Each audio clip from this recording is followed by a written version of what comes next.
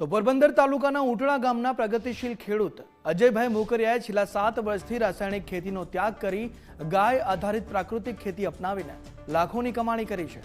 ધરતીપુત્ર અજયભાઈ ગાયના ગોબર, ગૌમૂત્ર અને જીવામૃતના ઉપયોગથી મગફળી, મગ, ચણા અને રાજગરા જેવા પાકોનું ઝેરમુક્ત ઉત્પાદન મેળવી રહ્યા છે। આ પદ્ધતિમાં ઉત્પાદન ખર્ચ નહિવત હોવાથી અને જમીનની ફળદ્રુપતા વધતી હોવાથી તેઓ આજે ન માત્ર પોરબંદર પરંતુ અન્ય જિલ્લાઓમાં પણ પોતાના પાકનું વેચાણ કરીને આર્થિક રીતે સમૃદ્ધ બન્યા છે।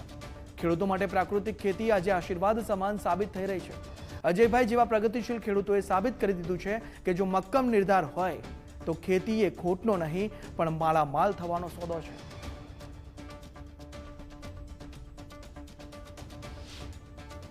હું છેલ્લા 6 થી 7 વર્ષથી પ્રાકૃતિક ખેતી કરું છું।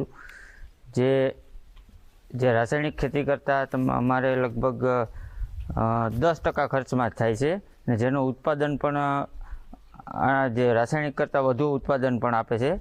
અને અમે જો શિયાળાની અંદર કાળા મગ અને ચણા વાવીએ ને અત્યારે ઉનાળામાં શાકભાજી કરીએ, સાથે તુરિયા છે, પાંદડી છે, ગુવાર છે, રીંગણા છે અને 2 જાતના મગ વાવીએ અત્યારે, લીલા અને પીળા 2 જાતના મગ વાવીએ છીએ, જે બિલકુલ ઝીરો બજેટ ખેતીમાં કરીએ છીએ, જેનો ખર્ચ ઝીરો આવે છે। જે અમે ગાયના છાણ, ગૌમૂત્ર અને છાણથી જ ખેતી કરીએ છીએ।